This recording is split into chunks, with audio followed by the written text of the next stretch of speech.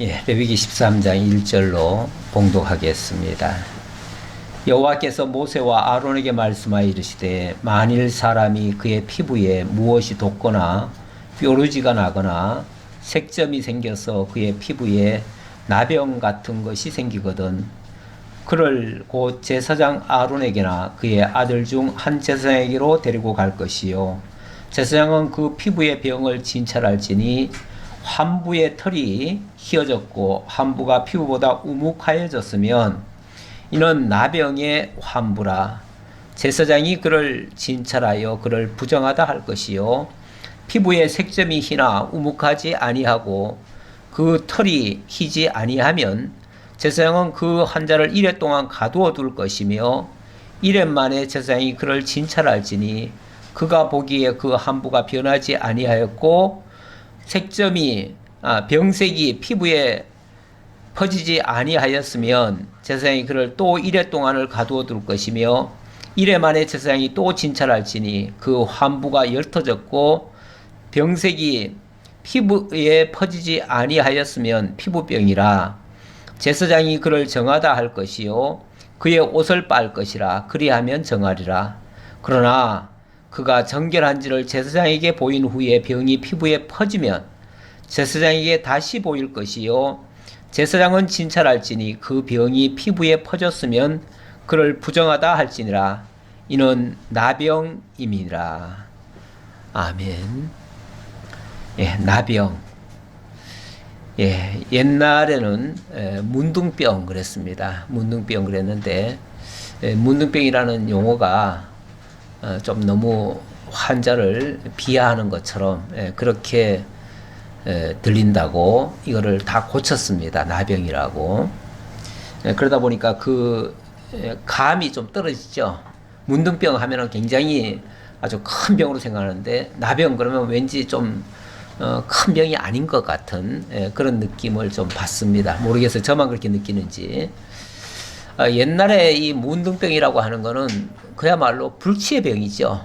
병 중에 제일 큰 병이라고도 볼 수 있고 또 달리 얘기하면 죄와 동등시했습니다.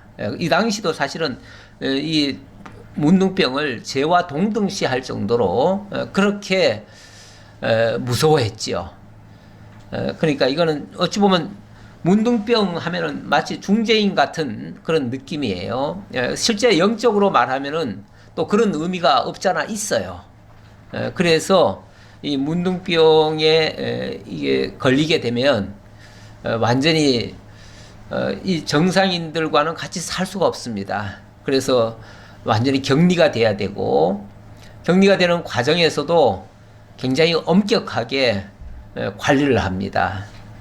근데 옛날에는 이 뭐 병을 치료해주는 의사가 사실은 따로 없습니다. 따로 없고 특별히 어떻게 할 수 있는 방법이 없기 때문에 이스라엘 같은 경우는 이 모든 것을 판단하고 규정하고 그리고 나았을 때도 마찬가지로 그것을 다시 또 판단하고 정하다라고 이렇게 정해줘야 되는데 그것을 하는 사람이 제사장입니다.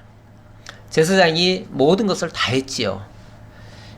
그래서 이 모든 병에 대한 것을 규정하기도 하고 또 정하다라고 또 정하기도 하고 이런 자가 제사장이다 라는 말씀을 먼저 드리고 싶습니다. 제가 오늘 묵상한 말씀은 요한복음 9장 39절 말씀을 가져왔는데 여기서는 이렇게 말씀하십니다. 예수께서 이르시되 내가 심판하러 이 세상에 왔으니 보지 못하는 자들은 보게 하고 보는 자들은 맹인이 되게 하려 함이라. 여기는 맹인 얘기를 했습니다. 뭐 의미적으로는 뭐 맹인이나 소경이나 이런 중한 질병이면은 똑같지요.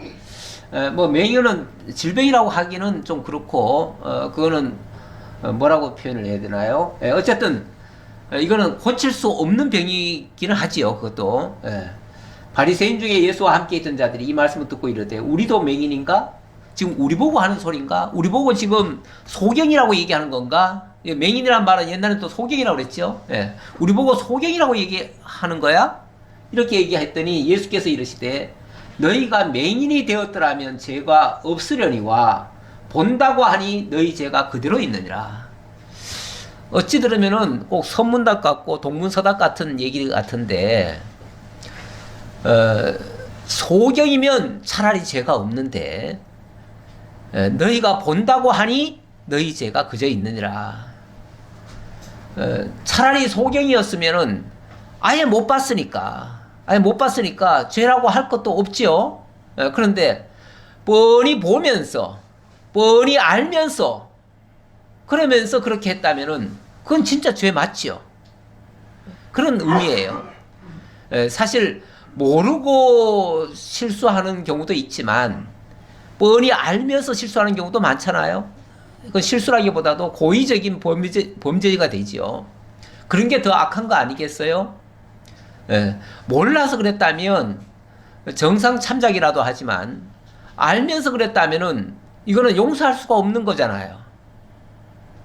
그런 의미예요. 그런 의미인데 사실 이 말씀 속에서 보면 예수님은 우리 모든 인류를 향해서 소경과 같고 또 나병 환자와 같다. 오늘 주된 내용은 이제 나병 얘기니까 나병과 같다.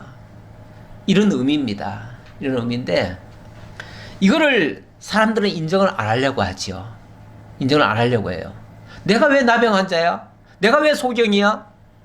내가 이렇게 멀쩡하고 이렇게 깨끗하고 이렇게 잘생겼는데 누가 나를 정죄해? 이렇게 얘기하는데 우리 주님의 시각에서는 이 땅에 있는 모든 인류가 죄송하지만 다 죄인인 거예요. 다 부정한 자인 거예요. 다 사망과 허물과 죄로 죽었던 자들인 거예요. 그런 자들로 보이는 거예요. 예수님의 눈에는. 사실 그것 때문에 예수님이 오신 거 아니에요? 그런데 사람들은 자기는 다 의롭다고 생각해요. 깨끗하다고 생각해요. 아무런 문제가 없다고 생각해요. 이렇게 되면은 그 사람은 고칠 수 없는 병에 걸린 사람이에요. 그런 사람은 못 고쳐요. 자기가 병이 있다는 것을 인정을 해야 의사가 치료를 해줄 거 아니에요. 그런데 나는 병이 없다는 거야. 제일 의사가 답답한 사람은요, 자기는 병이 없다고 하는 사람이에요. 나는 죄가 없어. 나는 병이 없어. 그런 사람은 손을 못 써요. 진짜 불치의 병자예요. 고칠 수 없는 병자예요, 진짜. 그런데 저는 여기가 아파요. 저는 이렇게 많은 연약함이 있어요. 나는 부족해요. 이러는 사람에게는 치료할 방법이 있습니다. 우리 주님이 그들을 위해서 오셨어요. 그들에게 다시 보게 할 수 있어요. 다시 낫게 할 수 있어요. 다시 깨끗하게 정하게 할 수 있어요.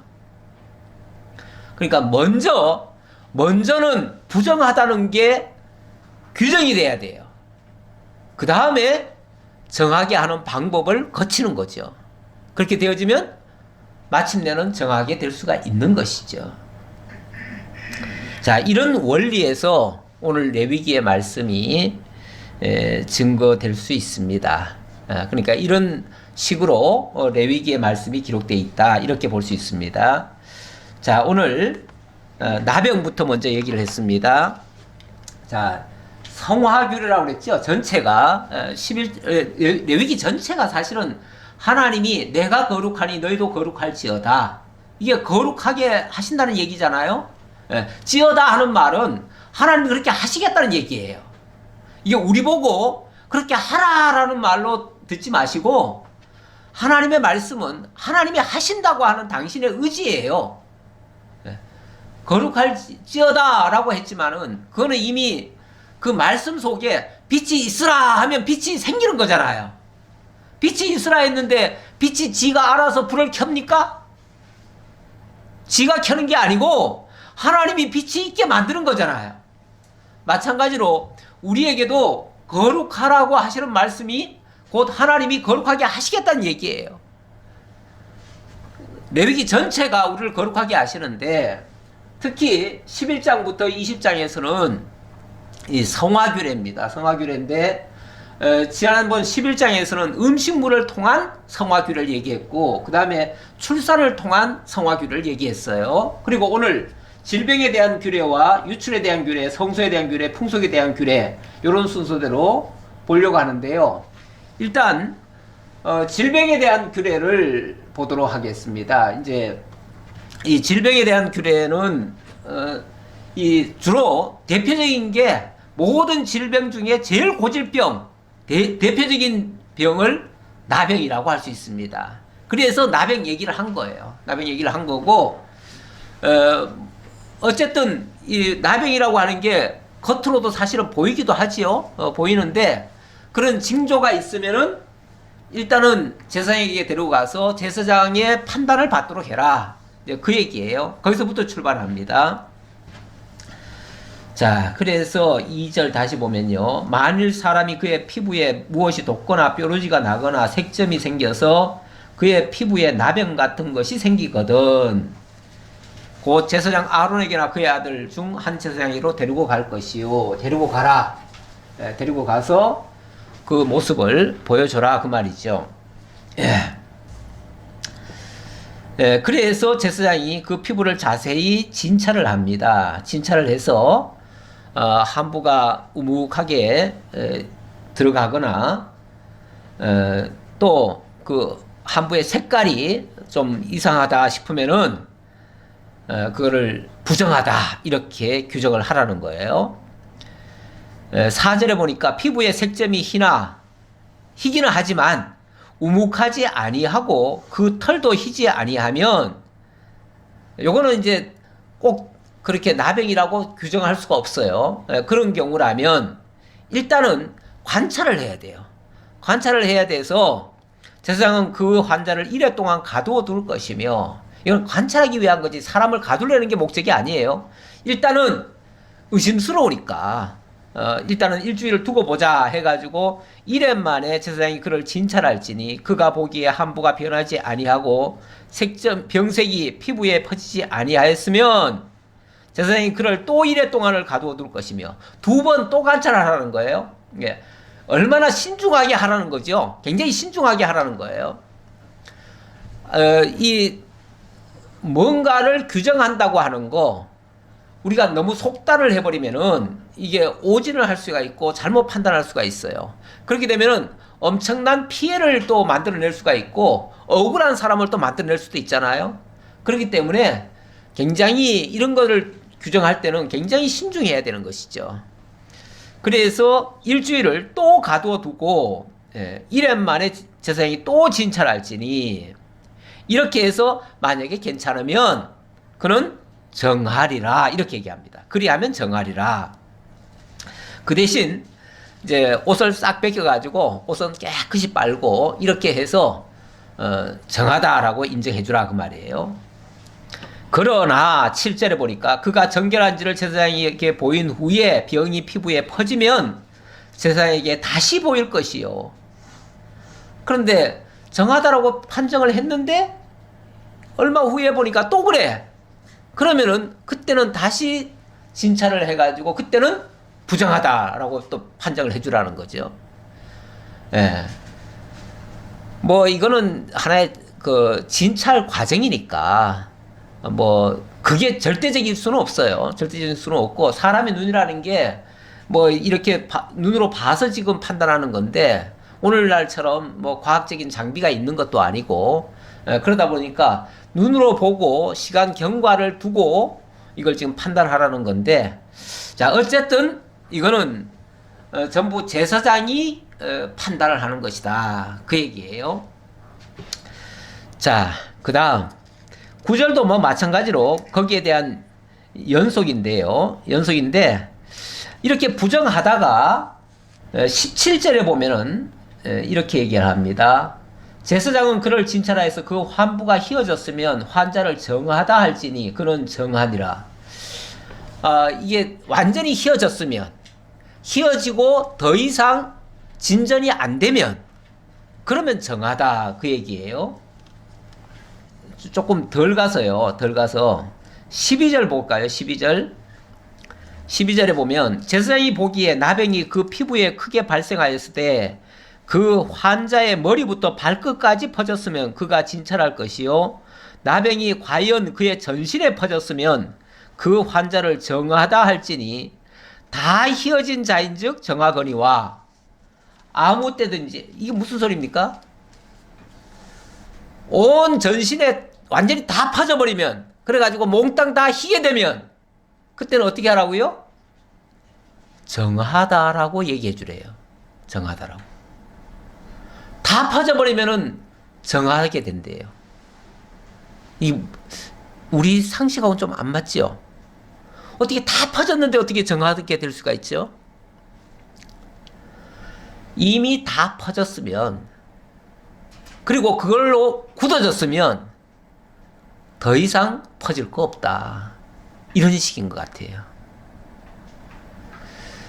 저 나병 환자들을 모아놓은 데가 있습니다. 저 소록도라고 하는 곳. 예, 그곳에 나병 환자들이 엄청 많습니다. 근데 그 사람들이 뭐 온 몸이 전신이 온전치 못하지요. 어떤 사람은 손이 문드러지고 뭐 막 다 썩어지고 막 이런 사람들이 많은데, 그런데 어쨌든 그렇게 해가지고 어느 정도 치료받고 나서는 완전히 다 이제 전신이 다 하얗게 돼버렸습니다. 머리부터 발끝까지, 진짜 여기서 표현한 것처럼 머리부터 발끝까지 다 하얘져 버렸어요. 그러면 어떻게 됐을까요? 그러면 정하게 된 겁니다. 정하게 된 거예요. 예. 저도 이걸 잘 몰랐는데요. 그래서 그 소록도에 간 사람들이 그 환우를, 그 사람들을 위로한다고 가기는 가는데, 가가지고는 특히 이제 정치인들이 많이 가죠. 많이 갑니다. 특히 선거철 되면은 그 사람들 표도 한 표니까 그 사람들 표 받으려고도 갑니다. 가는데 그들과 어쨌든 그들을 방문을 했으니까 그들과 악수를 합니다. 악수를 하는데 저만큼 가서는 손을 깨끗이 씻습니다. 그러면은 그 누가 정치인들이 오면은 그 사람들은 어떤 사람이 정탐을 한대요. 저 사람이 어떻게 반응하는가. 이렇게 멀리서 지켜보고 있다가 손 씻고 가면은 씩 웃고 돌아선대요. 저는 틀렸어. 이렇게 얘기한대요. 틀렸어. 그리고는 표를 안 준대요. 그런데 어떤 사람들은 진짜 와가지고 그들을 위로하고 가는 사람이 있대요. 그런 사람은 그 사람 표를 찍어준대요. 그러면 우리 생각 같아서는, 아니 그렇게 만졌으니까, 악수했으니까 손을 씻는 게 당연한 거 아니냐 싶은데, 이미 그렇게 완전히 퍼진 사람은요 더 이상 퍼뜨리지 않는데요. 퍼뜨리지 않는데 그게 겁이 나가지고 씻는 거거든요. 예, 그러니까 그거는 지레가 먹은 거예요. 실제로 완전히 퍼졌으면, 완전히 퍼져가지고 이제 그래가지고 이제 아물었겠죠. 이제 하얗게 됐다는 거는 아물었다는 뜻이에요. 이미 아물었으면 더 이상 퍼질 게 없다. 더 이상 퍼질 게 없으면 정결하다 그 말이에요. 사실은 제일 어중간한 게 제일 문제입니다. 뭐든지 병도 나려면 확실하게 나야 치료가 제대로 되지. 어중간하게 나가지고 이게 의사 앞에 가면 괜찮고 집에 가면은 아프고 이런 사람도 있어요. 이런 병은요 고치기가 곤란해요. 고치려고 하면 괜찮아. 그런데 그 괜찮은 줄 알고 내보내면은 또 그래. 이거 맨날 못 고쳐요. 예. 아프려면 확실하게 아파야 돼요. 확실하게 아프고 또 고치려면 또 확실하게 고쳐야겠죠. 그러니까 확실하게 아파야 확실하게 고칠 수가 있어요. 제가 서두에 말씀드렸듯이 우리 신앙적으로도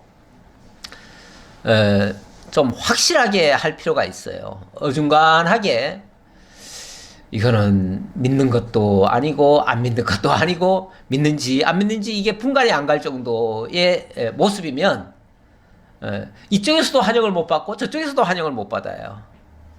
우리가 믿으려면 확실히 믿어야 믿는 세계에서라도 인정을 받잖아요. 근데 믿는 사람들 앞에서는 안 믿는 척하고 안 믿는 사람들 앞에서는 또 믿는 척하고 말이 거꾸로인가요? 어떻게 되나요?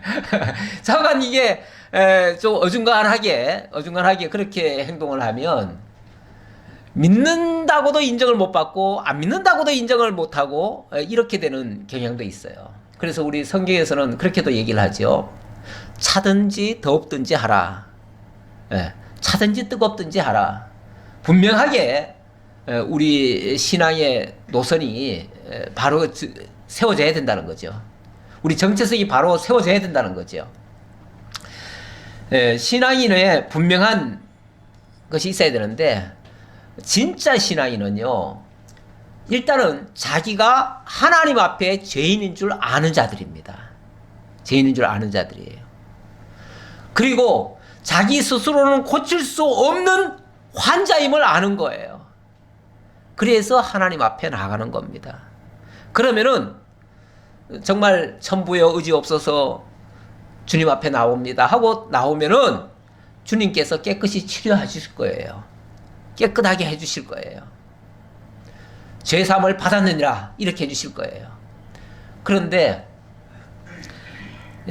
자기가 뭔가를 해가지고 의롭게 되려고 막 발버둥 치거나 자기는 큰 죄인이 아닌 것처럼 생각해가지고 또 회개도 안 하려고 하거나 이래버리면은 이 사람은 고쳐줘야 될지 안 고쳐줘야 될지, 왜냐하면 하나님도 안 믿어요. 하나님도 의지하지 않아요. 하나님도 의지하지 않으니 하나님이 고쳐줄 게 없어요. 나를 믿어야 내가 고쳐주지 이렇게 생각하시는 거죠, 하나님이. 그런데 자기 스스로 의롭게 되려고 하고 있어요. 그러면은 주님은 그러시죠. 그래, 네 해봐라. 네 스스로 의롭게 해봐. 이렇게 하시겠죠. 그런 사람은 불치병이 되는 거예요. 고칠 수가 없어요. 아무도 못 고쳐요. 자기도 못 고치고 주님이 손을 쓸래야 주님 손은 필요 없어요. 이러니까 치료가 안 돼요. 정말 우리가 그래서 하나님 앞에서는 확실하게 나는 죄인으로소이다 해야 돼요. 그 대표적인 케이스가 그거 아닙니까? 그 바리새인의 기도와 세리의 기도가 있잖아요. 바리새인은 늘 자기는 율법을 잘 지킨다고 의롭다고 스스로 생각하는 사람이에요. 그러다 보니까 기도할 때도 아주 하나님 앞에 하늘을 향하여 한 점 부끄러움이 없는 거예요. 그러니까 그냥 고개를 빳빳이 쳐들고 하나님 앞에 기도를 해요. 두 손을 들고 하나님, 나 지난 일주일 동안 잘 살았습니다. 11조도 잘 드렸고요. 금식도 했고요. 이렇게 기도합니다. 그런 기도는 하나님 앞에서는 합당치 않습니다. 그런데 세리는요, 고개를 못 쳐듭니다. 자기가 한 일을 너무나 잘 알아요. 그래서 하나님 앞에 고개를 못 들고 고개를 푹 숙이고 하나님, 너는 죄인으로소이다 이렇게 기도합니다. 그냥 할 말이 없어요. 나는 죄인입니다. 이것밖에 고백할 게 없어요. 그러니까 그 모습을 보고 예수님이 뭐라고 그러십니까? 저 세리가 하나님께로부터 제사함을 받고 편안히 집으로 내려갔느니라 이렇게 얘기를 하십니다. 그 사람이 하나님께 상달되는 겁니다. 우리가 하나님 앞에 나올 수 있다고 하는 것은 내가 죄인임을 고백할 때 나오는 겁니다. 죄인인 줄 아는 사람이 나오는 겁니다. 스스로 의롭다고 하는 사람은 절대 안 나옵니다. 안 나오면 그 사람은 정한 사람이냐? 사실은 부정한 사람입니다. 사실은 부정한데 불치병에 걸린 거예요. 나병인 거예요. 그런데 확실하게 내가 죄인으로소이다 라고 인정하면요, 그 사람을 우리 여기 본문에서도 그를 정하다 이렇게 한다고 합니다. 정하다. 그러니까 이런 의미가 이런 질병에 대한 규례 속에 담겨 있습니다. 자, 그 다음 좀 넘어갑시다. 좀 내려가서 이제 화상으로 인해서 24절부터 보면은 피부가 불에 데었는데 그 된 곳에 불구스름하고 희거나 순전히 흰 색점이 생기면 세상은 진찰할지니, 일단은 진찰을 해야겠죠. 진찰해서 뭔가 의심스러우면은 다시 이래 동안 가둬뒀다가 또 진찰하고 그렇게 해서 또 검사하고 그래서 그 다음부터 또 변화가 없으면 더 이상 진전이 안 되면 그 말이죠. 더 이상 진전이 안 되면 그 사람은 정하다 이렇게 인정을 하라는 겁니다.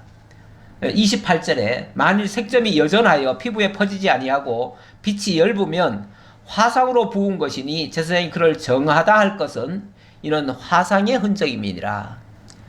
그러니까 그런 모습이 있다고 해서 다 나병이 아니라 이게 어찌 보면 완전한 나병이 아니라 나병의 전초 단계죠. 전초 단계인데 나병으로 진척이 될 가능성이 있는 게 아니고 이거는 그냥 그야말로 상처일 뿐이다.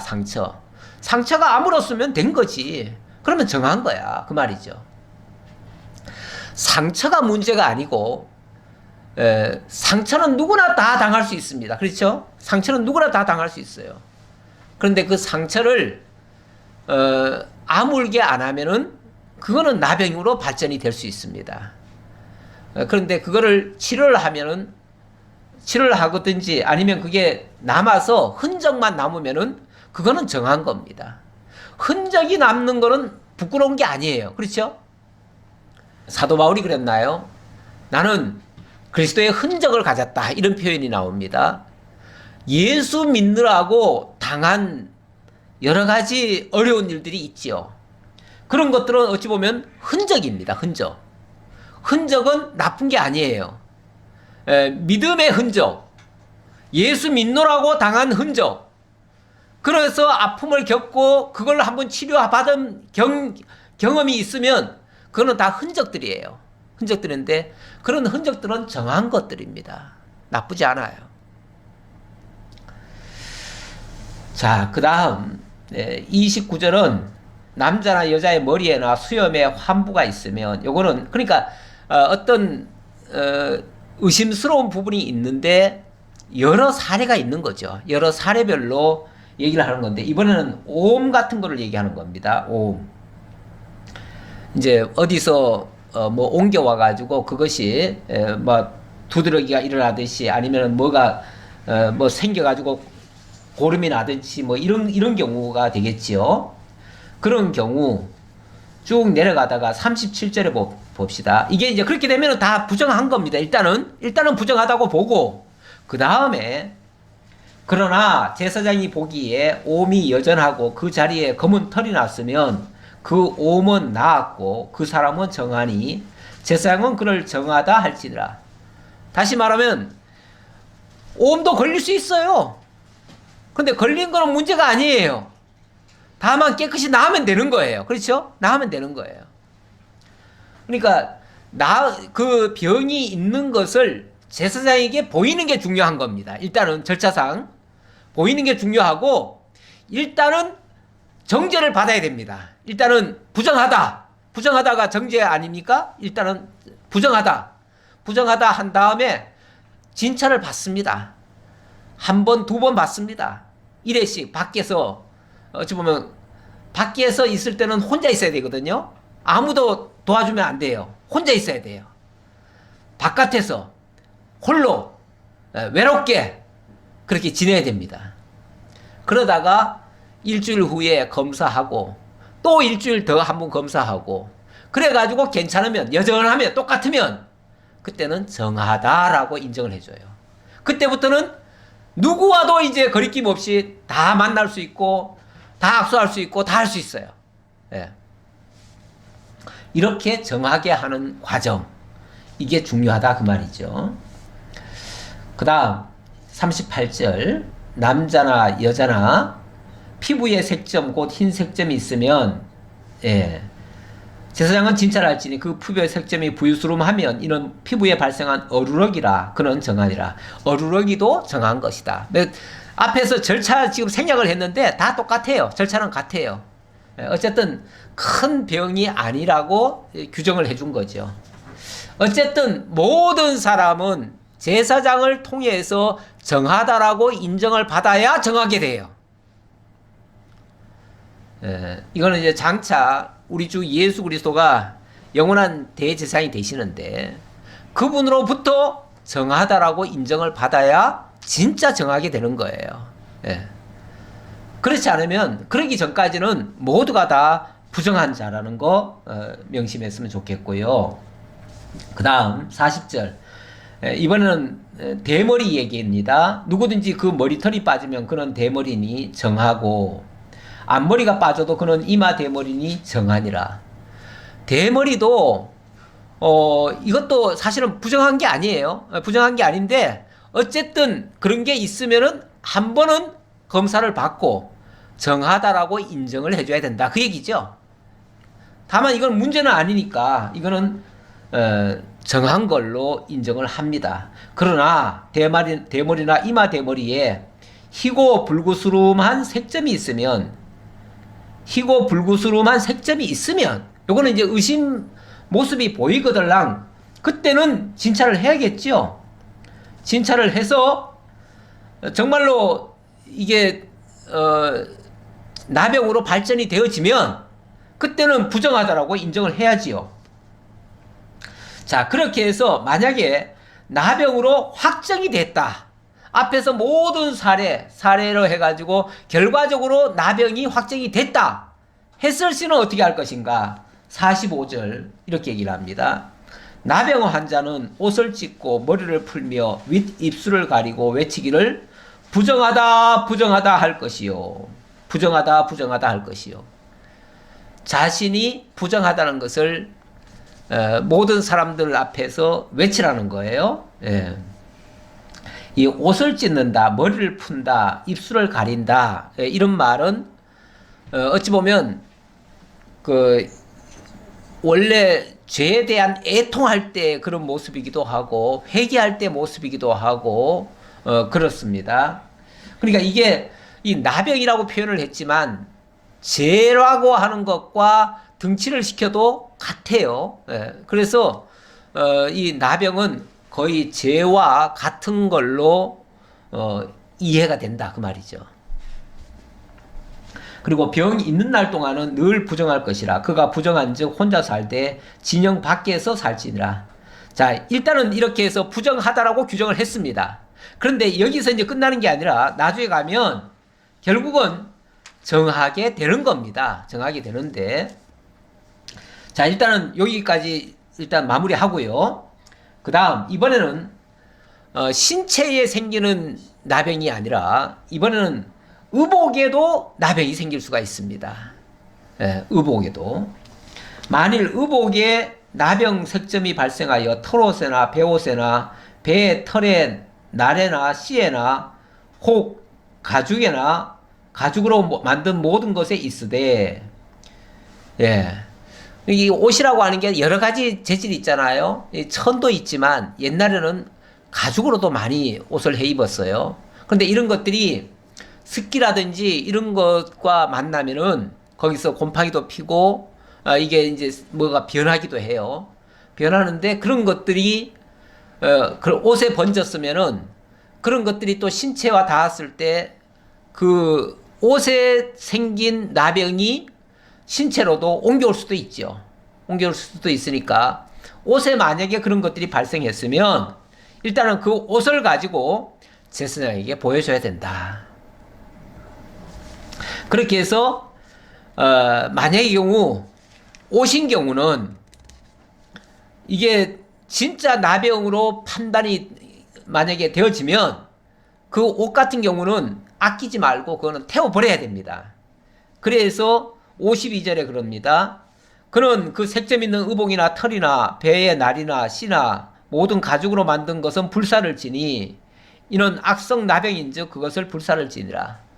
뭐 사람은 불사르라는 말은 없었지만은 사람은 밖에 나가서 혼자 살아라 이렇게 얘기했지만 이 지금 가죽 같은 거 이런 거 옷 같은 거는 이건 다 태워버려야죠.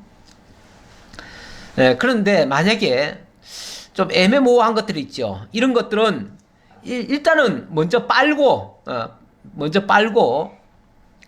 예. 54절에 보니까 제사장은 명령하여 그 색점 있는 것을 빨게 하고 또 이래 동안 간직하였다가 그 빤 곳을 볼지니 그 색점의 빛이 변하지 아니하고 색점이 퍼지지 아니하였으면 부정하니 너는 그것을 불사르라. 그래서 이게 만약에 빨아서 깨끗해지면은 그건 괜찮은데 여전히 똑같다. 그러면은 이거는 어떻게 치료가 불가능하다 그 말이죠. 그러니까 이건 태워버려야 된다. 그런 뜻이고요. 그 다음 요 끝에 한 말씀만 더 읽지요. 59절. 이는 털옷에나 베옷에나 그 날에나 씨에나 가죽으로 만든 모든 것에 발생한 나병 색점에 정하고 부정한 것을 진단하는 규례니라. 정하고 부정한 것을 진단하는 규례. 그러니까 이제 나병 진단 규례라고 해야겠죠. 예. 제가 뭐라고 해놨나요? 예, 그냥 나병 규례 이렇게 했는데, 자, 어쨌든, 그렇게 하라는 얘기고요. 자, 14장에 들어오면은, 일단은 나병으로 판단되어지는 것을 다시 정하게 하는, 정결케 하는 방법을 소개를 합니다. 14장 1절 보겠습니다. 여호와께서 모세에게 말씀하시되 나병 환자가 정결하게 되는 날의 규례는 이러하니 곧 그 사람을 제사장에게로 데려갈 것이요 제사장은 진영에서 나가 진찰할지니 그 환자에게 있던 나병 환부가 나았으면 제사장은 그 정결함을 받을 자를 위하여 명령하여 살아있는 정결한 새 2마리와 백향목과 홍색 실과 우슬초를 가져오게 하고, 이게 이제 정결하게 하는 방법입니다. 그러니까 이미 환처가 아까 얘기한 것처럼 완전히 다 퍼져가지고 희게 되었든지 아니면은 이제 또 그것이 더 좋게 됐든지 이렇게 됐을 경우, 그러니까 완전히 좋게 됐든지 아니면 완전히 다 퍼졌든지 이런 경우는 다시 판단을 해가지고 정하다라고 인정을 하게 됩니다. 근데 인정할 때는 어떻게 하는가? 하나님 앞에 제사를 드려야 돼요.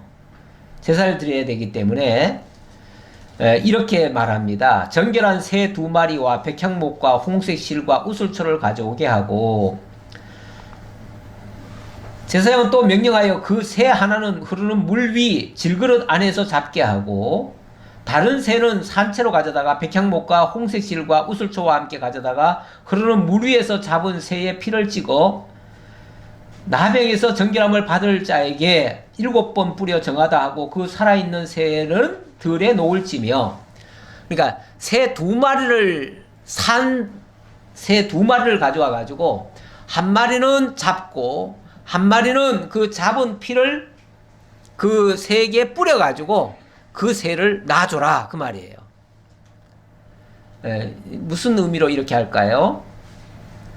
일단은 그 부정하게 된 것을 정하게 하기 위한 속죄제를 드리는 겁니다. 속죄제를 드리는 건데, 그 속죄제를 위해서는 반드시 피가 흘려져야지요. 피가 흘려져야 되니까 한 마리는 잡습니다. 그래가지고 그 피를 가지고 일단은 산 것에다가 뿌립니다. 뿌리면은 그 산 것은 그 부정하게 된 피를 가지고 그거를 받아가지고 멀리 가버리는 거죠. 멀리 가버리는 거예요. 이것의 의미는 어찌 보면 우리 영적으로 말하면 옛사람은 죽고 새사람으로 다시 살아나는 그런 모습을 보여주고 있습니다. 근데 이거를 옛사람과 새사람을 비교를 하려니까 하나는 죽고 하나는 살아나야 돼요. 그렇죠? 하나는 죽고 하나는 살아나야 돼요. 그래서 2마리를 준비해 가지고 하나는 죽고 하나는 살게 하는 이런 모습을 보이는데, 이게 우리 주님께서는 어떻게 하셨죠? 실체적으로 우리 주님은 어떻게 하셨죠? 당신이 모든 죄값을, 허물과 죄값을 지시고 당신이 죽으시죠. 그리고 3일 만에 그들을 의롭게 하기 위하여 다시 살아나시죠. 그래서 죄에 대해서는 죽고 의에 대해서는 살아나시죠. 예수님은 한 몸으로 그 모든 일을 다 하셔요. 죽기도 하고 살기도 하셔요. 그런데 다른 어떤 피조물도 죽였다가 살릴 수는 없잖아요. 그러니까 두 마리를 준비해가지고 한 마리는 죽음을 상징하고 한 마리는 다시 살아남을 상징하는 거죠. 결국 우리 주 예수 그리스도께서 죄에 대해서는 죽으시고 의에 대해서는 다시 살아나실 것, 우리의 부정한 걸 위해서는 죽으시고 우리를 정결하게 하기 위해서 다시 살아나실 것, 이걸 가리키는 예표적인 제사다, 그렇게 말씀드릴 수 있겠습니다. 자, 그렇게 하면 이제 정결하게 된다. 8절부터 볼까요? 정결함을 받는 자는 그의 옷을 빨고 모든 털을 밀고 몸을 물로 씻을 것이라. 그리하면 정하리니 그 후에 진영에 들어올 것이나 자기 장막 밖에 이르를 머물 것이요, 일곱째 날에 그는 모든 털을 밀되 머리털과 수염과 눈썹을 다 밀고 그의 옷을 빨고 몸을 물에 씻을 것이라. 그리하면 정하리라. 자, 두 번씩 그렇게 하죠. 두 번씩. 예. 그러니까 얼마나 신중하게 합니까? 정결하게 하는, 이미 병이 나았다라고 판정을 했음에도 불구하고 옷을 싹 씻고 또 수염을 다시 싹 깎아버리고 털도 싹 밀어버려요. 예. 그리고 나서 다시 온몸을 깨끗하게 씻고 그리고 나서 합니다. 그리고 나서 여덟째 날은 이제 최종적으로 두 번이나 이제 검증하고 진짜 정하게 됐다고 확정됐을 때, 그때가 여덟째 날이 되겠죠. 이 여덟째 날에 그는 흠없는 어린 순양 2마리와 1년 된 흠없는 어린 암양 1마리와 또 고운 가루 10분의 3의 에바와 기름 섞은 소재물과 기름 한 록을 취할 것이요. 이렇게 해서 또 속건제를 또 드리라고 하네요.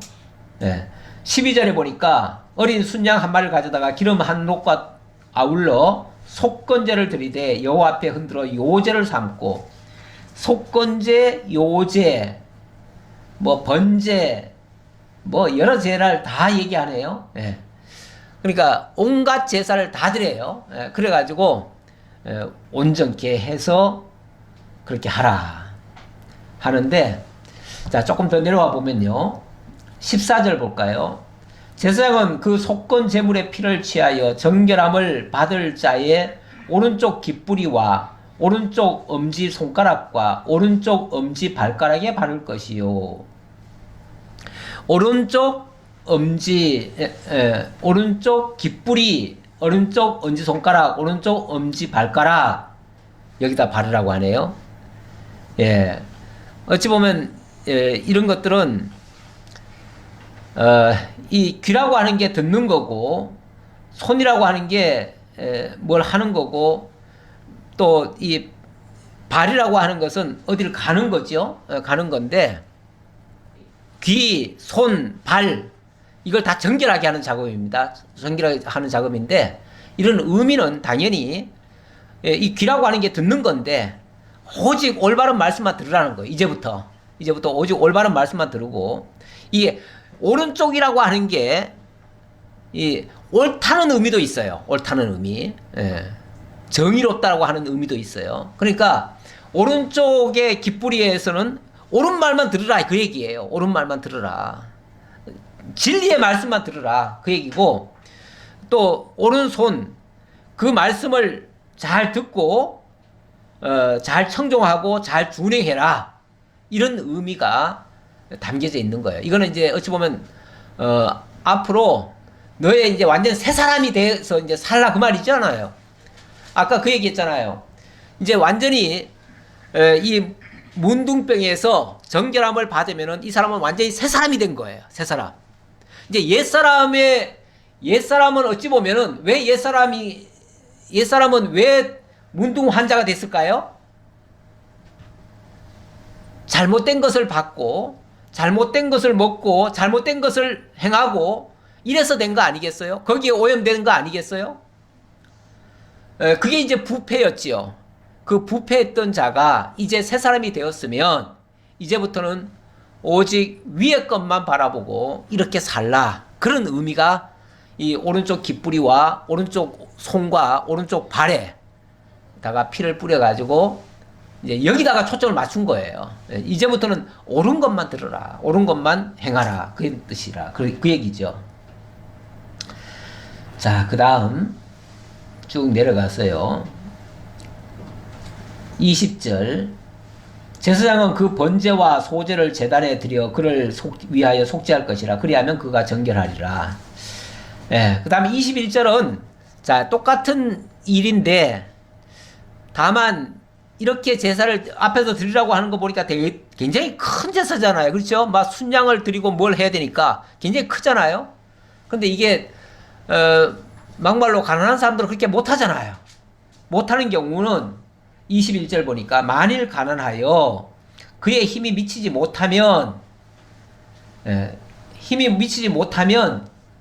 좀 적은 걸로 할 수가 있어요. 그래서 22절에 보니까 그의 힘이 미치는 대로 산비둘기 둘이나 집비둘기 새끼 둘을 가져다가 이렇게 할 수도 있다. 그 다음은 내용은 똑같아요. 다 똑같아요. 그러니까 짐승이 재물이 크다고 해서 하나님 받으시고 적다고 해서 안 받으시는 게 아니고 그 사람의 형편에 따라서 하는 거예요. 그 다음 33절. 이번에는 집에 생기는 곰팡이 얘기입니다. 집에 생기는 나병 얘기입니다. 여호와께서 모세와 아론에게 말씀하여 이르시되 내가 네게 기업으로 주는 가나안 땅에 너희가 이를 때에 너희 기업의 땅에서 어떤 집에 나병 색점을 발생하게 하거든. 그런데 여기 표현이 참 재밌네요. 너희 기업의 땅에서 어떤 집에 나병 색점을 발생하게 하거든. 누가 발생하게 합니까? 색점이 발생되거든 이라고 하지 않고 발생하게 하거든 그러네요. 뭔가 발생을 누군가 한다는 거죠. 사실은 하나님이 다 하시는 일이에요. 죄라고 하는 것도 원래 하나님이 율법 규례를 만들지 않았으면 죄라가 있을 수 있을까요? 없어요. 죄도 없어요, 원래. 원래 하나님이 율법을 규정하지 않았으면 죄라고 하는 것도 없다 그 말이에요. 근데 하나님이 규정해 놓으니까 죄가 만들어졌어요. 모든 사람이 죄 아래 들게 된 것도 어찌 보면 하나님이 막말로 선악과만 안 만들었어도 죄 안 짓잖아요. 이렇게 말씀하시는 분들이 있어요. 이건 하나님 책임 아니냐. 하나님 책임이 아니고 하나님이 당신이 하나님이신 걸 보이고 너는 피조물이라는 걸 딱 규정하기 위해서 그렇게 만들어 놓으신 거예요. 법을 만들어 놓으신 거예요. 그래가지고 모든 인류가 어찌 보면 죄 아래 들게 만들어 버렸어요. 죄 아래 들게 만들어 놓고 하나님이 그들을 정결하게 하는 작업을 하셔요. 그러니까 여기 지금 하나님이 하시는 방식이 그래요. 하나님이 하시는 방식이 우리를 죄인 되게 하시고 의롭게 만들어 가셔요. 그런데 우리가 죄인이 아니라고 발버둥 치면 그러면 하나님하고 상관없는 자가 되는 거죠. 죄인이 아니라고 하는 말은 나는 씻을 필요가 없다 하는 사람이랑 똑같잖아요. 씻을 필요가 없다고 하면은 왜 예수님이 그 베드로 발 씻어 주려고 하니까 아유 어떻게 제가 예수님 씻어드려야지. 예수님이 나를 씻으십니까? 그랬더니 예수님 뭐라 그럽니까? 내가 너를 씻어주지 아니하면 너는 나와 아무 상관이 없느니라 이렇게 얘기하죠. 우리 주님이 어찌 보면 다 오염된 자들을 씻어주러 오신 거예요. 깨끗게 하러 오신 거예요. 그런데 그렇게 하기 위해서 먼저 모든 인류를 죄 아래 가두셨어요. 죄 아래 가두어놓고 죄인임을 인정하는 자에게 씻어주시는 거예요. 그런데 어떤 사람들은 나는 죄 지은 거 없어. 나는 의로워. 하는 사람은 그 사람은 주님 앞에 나올 자격이 없습니다. 나올 수가 없어요. 그러니까 먼저 우리가 다 죄인임을 알아야 되는데 우리 주님이 하나님이 가나안 땅에 들어갔는데 가나안 땅의 집들도 나병이 생기게 했대요. 사실 그 가나안 땅의 집들이 자기네들이 지은 집인가요? 자기네들이 지은 집 아니에요. 원래는 가나안 사람들이 다 지어놓은 집들이에요. 자기들 좋은 데로 지어놨어요.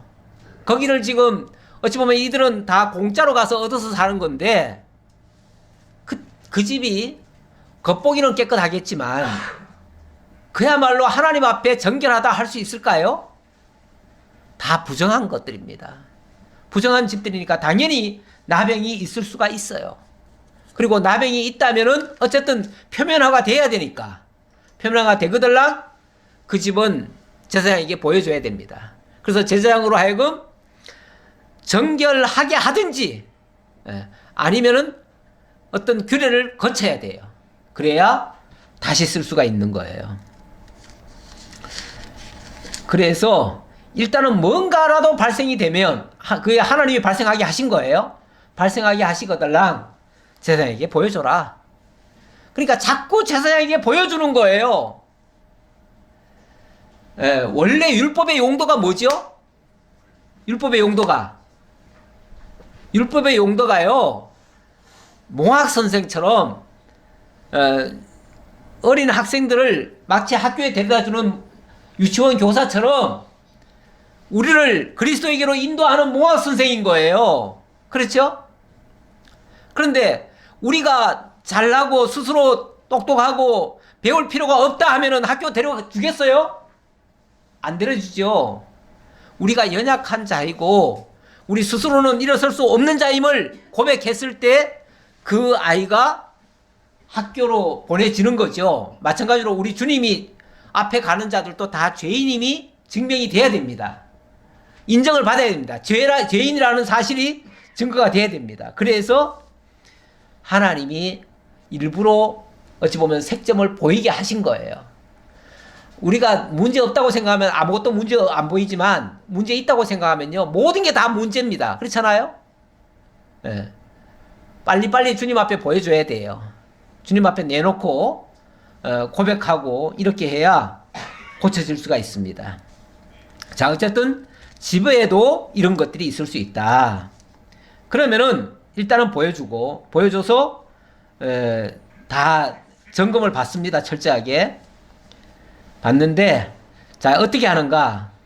38절 보니까요, 제사장은 그 집 문으로 나와 그 집을 이래 동안 폐쇄하였다가 1년 만에 또 가서 살펴볼 것이요, 그 색점이 벽에 퍼졌으면 그럼 명령하여 색점 있는 돌을 빼내어 성 밖 부정한 곳에 버리게 하고, 또 집 안 사방을 긁게 하고 그 긁은 흙을 성 밖 부정한 곳에 쏟아버리게 할 것이요, 그들은 다른 돌로 그 돌을 대신하여 다른 흙으로 집에 바를지니라. 어찌 보면 고치는 방법이 있죠. 절차를 하고, 그 다음에 쭉 내려가다가 48절 볼까요? 그 집을 고쳐 바른 후에 제사장이 들어가 살펴보아서 색점이 집에 퍼지지 아니하였으면 이는 색점이 나은 것이니 제사장은 그 집을 정하다 하고, 이렇게 하면 이제 정하다라고 인정을 하는 겁니다. 그런 다음에는 또 뭘 해야죠? 또 제사 드려야 돼요. 하나님 앞에. 그래서 그는 그 집을 성결하게 하기 위하여 새 2마리와 백향목과 홍색 실과 우슬초를 가져다가 뭐 쭉 하라는데 똑같아요. 방식은 똑같아요. 이렇게 해서 하나는 그 나병을 위해서 죽어지고, 한 제물은 나병을 위해서 죽어지고, 또 한 제물은 그 나병에서 깨끗이 나아서 이제 그 죄가, 그 나병이 멀리 가버렸다는 뜻으로 멀리 내보내버려요. 이렇게 해서 완전히 새 사람으로 살게 하는 거죠. 새 집으로 살게 하는 거죠. 우리 주님께서 완전히 다 새롭게 하시는, 그러다 보니까 진도를 안 내보냈네요. 오늘은 더 이상 진도는 못 나가겠고요. 자, 마지막 결론의 말씀만 한 구절 보고 마치겠습니다. 골로새서 3장 1절 가져왔습니다. 그러므로 너희가 그리스도와 함께 다시 살리심을 받았으면 위의 것을 찾으라. 거기는 그리스도께서 하나님 우편에 앉아 계시느니라. 우리가 그리스도와 함께 다시 살리심을 받았다. 그러니까 과거 옛사람, 나병 환자, 죄인, 이런 모습으로 우리가 다 죽었었는데 그리스도와 함께 다시 살리심을 받았다. 그러니 이제부터는 위의 것을 찾으라. 거기는 그리스도께서 하나님 우편에 앉아 계시느니라. 위의 것을 생각하고 땅의 것을 생각하지 말라. 이는 너희가 죽었고 너희 생명이 그리스도와 함께 하나님 안에 감추어졌습니다. 이제 우리의 생명은 이 땅에 있는 그 생명이 아니라, 옛사람의 신분이 아니라 이제 새사람의 신분이 됐다. 새사람을 입었으니 이는 자기를 창조하신 이의 형상을 따라 지식에까지 새롭게 하심을 입은 자니라. 아예 근본이 바뀐 자들이다 그 말이죠. 이 몸뚱아리만 바뀐 자들이 아니라 오늘 본문에서는 이 신체 몸뚱아리가 정결케 되는 법을 얘기했지만 이 의미는 우리 그리스도께서 우리를 영원히 새 사람으로 바꾸어서 우리의 근본 생각을 바꾸어서 그래서 자기를 창조하신 이의 형상을 따라 하나님이 맨 처음에 자기의 형상과 모양대로 지었다고 했잖아요. 영원히 당신과 함께 살 사랑의 대상으로 삼아놨었잖아요. 처음에 만드실 때. 그 형상을 회복하는 거죠. 그 지식에까지 새롭게 하심을 입은 자니라. 우리를 이렇게 완전히 변화시켜서 이제는 세상의 사람이 아니라 하나님의 사람으로 정말 그리스도의 영원한 신부로 영원토록 하나님 천국에서 살 존재로 만들어 갈 것이다. 그러니 우리의 생각이 당연히 이 땅에 머물러서는 안 될 것이고 거기를 향해서 살아가야 된다 그 말이죠. 기도하겠습니다. 아버지 하나님 감사합니다. 우리로 하여금 온갖 질병 속에서 죄와 사망 가운데서 허덕이던 저희들이었지만 우리 주님께서 그 모든 죄를 규정도 하시지만 또 깨끗게 정결케 하심으로써 정하다 하시오니 참으로 감사합니다. 우리의 행위로서는 도저히 정할 수가 없는데 우리 주님께서 정하게 하시오니 이것이 하나님의 크신 은혜입니다. 그 은혜의 영광을 늘 찬양하며 영원한 나라를 소망하며 살아가는 저희 모두가 되게 하옵소서. 주 안에서 항상 깨끗하고 정결한 상태를 유지할 수 있는 저희 모두가 되게 하옵소서. 모든 걸 감사드렸고 예수님 이름으로 기도하옵나이다. 아멘.